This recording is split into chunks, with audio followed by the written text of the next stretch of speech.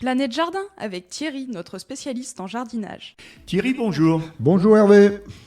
Nous allons parler ensemble, pour les auditeurs et avec les auditeurs bien sûr, des préparatifs avec les plantes de jardin. Donc on va prendre en premier un crayon et un papier alors. Bah voilà, disons qu'il faut reprendre un petit peu les repères du jardin de l'année dernière, quoi. Oui.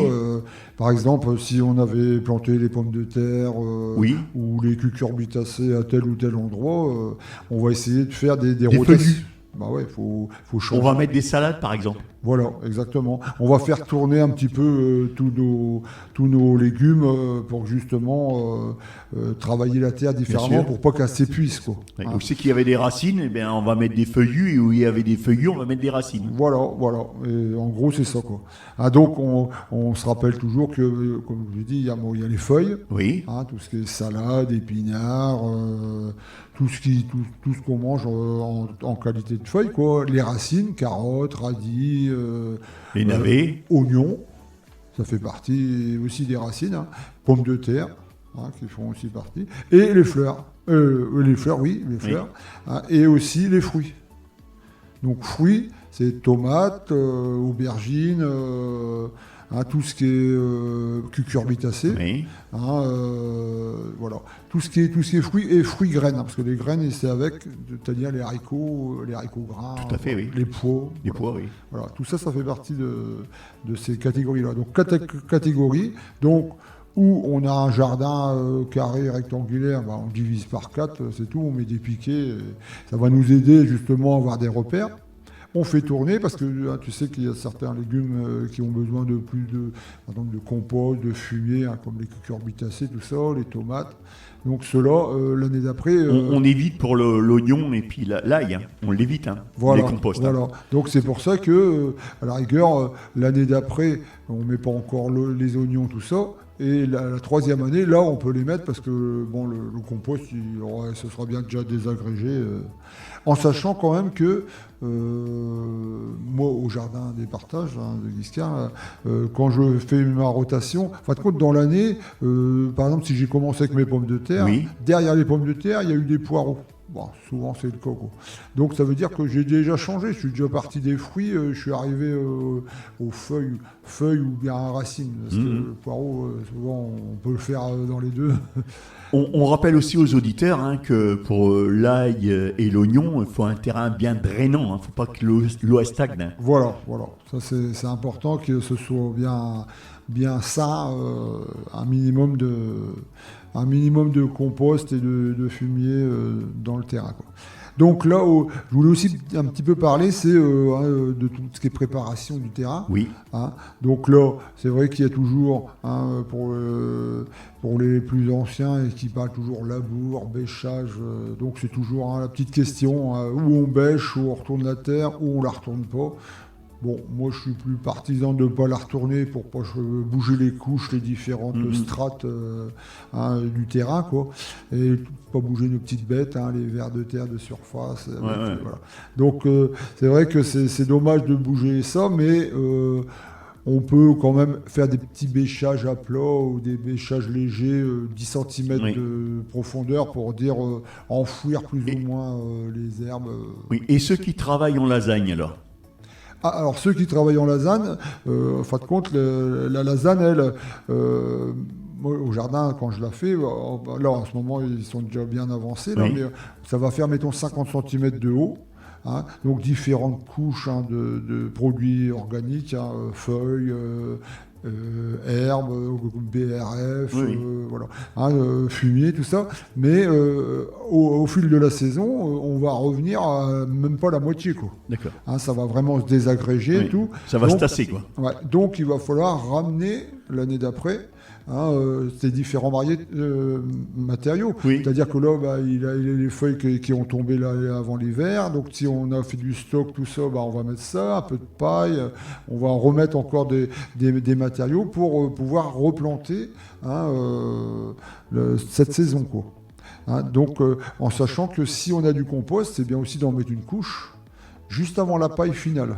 Et s'il nous reste de l'engrais de l'année dernière, de l'engrais de Consou, de l'engrais de l'ortie, tout ça, on peut le mettre sur le terrain avant de faire quoi que ce soit? Ouais, le purin, à la Oui, rigueur, le purin qui reste de l'année d'avant, si ça n'a pas déjà été fait, moi je le mettrais plutôt dans le compost. D'accord. Carrément dans le compost. Ça va activer le compost? Ouais, ça va activer la décomposition, donc c'est bien quoi. Hein, donc là, comme je disais tout à l'heure, hein, il y a aussi possibilité de travailler à la grelinette, hein, donc on bouge un peu les strates, ou la campagnole qui là va émietter en même temps. Hein, ça c'est vraiment un outil qui est quand même vraiment bien quoi. Donc faut le voir travailler pour bien comprendre le truc, mais c'est quand même vraiment bien quoi. Donc il y a aussi les engrais verts à enfouir. Oui. Hein, si on avait mis de la moutarde ou de la facélie, tout ça, bon là, avec le petit coup de gelée qu'on a eu, donc là c'est déjà bien descendu, donc tout ça on peut l'enfouir si vraiment on est parti sur ça. Compost, si on a du compost, comme on disait là, de près, on peut déjà l'étaler hein, sur le terrain. La cendre. Hein, de la cendre de bois sain, hein, non traitée. Hein, donc ça, la cendre, il faut savoir que c'est beaucoup de calcium et de la potasse. Hein, donc on en a besoin pour les fruits, la fructification, et on a besoin calcium pour les fruits aussi, donc les fruits ou les légumes. Hein. Donc on rappelle la cendre de bois, il n'y a rien de tel. Hein. Ah ouais, c'est très très Surtout bon, qu'il y a de plus en plus de personnes dans les villages, en rural, qui se chauffent au bois. Ouais, voilà. Donc du moment que il n'y a pas de produit, hein, deux poignées au mètre carré, Oui. pas plus non plus, hein, pour pas non plus changer. Voilà. Et autrement, préparation des planches, hein, c'est aussi le moment de préparer les planches. Hein, les planches, c'est-à-dire les terrains où on va mettre par exemple là 3 rangées de salade, 3 rangées d'oignons, voilà. Préparer les terrains au croc, bien casser les mottes de terre, tout ça. Et c'est aussi le moment des nettoyages de massifs.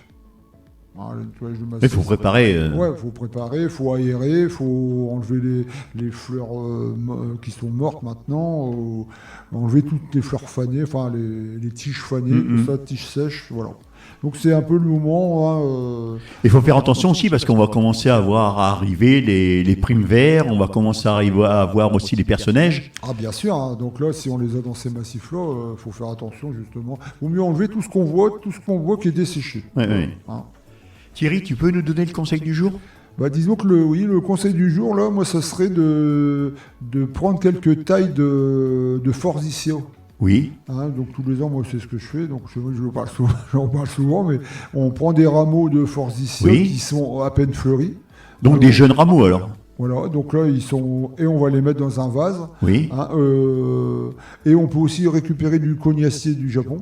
C'est rouge. Oui. C'est vraiment ces deux rameaux-là différents dans un vase, ça fait un très beau bouquet. Donc là, à la chaleur dans la maison, ils vont fleurir d'eux-mêmes et on aura en avance par rapport à l'extérieur, quoi. Mais ça fait un beau bouquet, quoi. Thierry, avant de fermer cette chronique, tu peux me dire où est-ce que l'on peut te rencontrer au Jardin des Partages? Bah donc oui, à Guiscard, sentier du Tour de Ville. Bah, c'est situé, en fin de compte, la petite ruelle situe en face l'entrée de l'ancienne maison de retraite, route de Fréniche. Et on peut te contacter comment? Avec ton téléphone? Oui, bah disons oui, par téléphone, hein, donc 06 47 25 26 91. Et autrement par mail éventuellement thierry.letupe, LETUPE, @orange.fr. Et on peut te rencontrer quel jour là-bas au Jardin des Partages? Bah, disons qu'actuellement, je veux dire que j'y suis tout le temps, parce que hein, j'ai mes locataires, mes poules qui ont besoin de moi matin et soir, mais autrement, le lundi matin, le mercredi toute la journée, le samedi matin. Donc là, c'est plus sûr de te rendre, vraiment te voir. Là. Mais un petit coup de téléphone avant pour rassurer. Tu rappelles ton numéro de téléphone? Oui, donc le 06 47 25 26 91. Voilà Thierry, je te souhaite un bon week-end. Merci, au revoir les auditeurs.